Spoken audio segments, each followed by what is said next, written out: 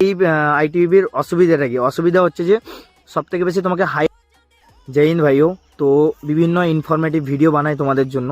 তো এই যে শর্টসটা বানাচ্ছি সেটা তোমাদের একটা ইনফরমেটিভ ভিডিও হবে। দেখো, আমার 2 বছর সার্ভিস হয়ে গেছে আইটিবিপিতে। তো আইটিবিপিতে 2 বছর সার্ভিস করা বা আইটিবিপিতে যে সার্ভিস করি এর মানে ভালো দিক তো অনেকেই থাকে।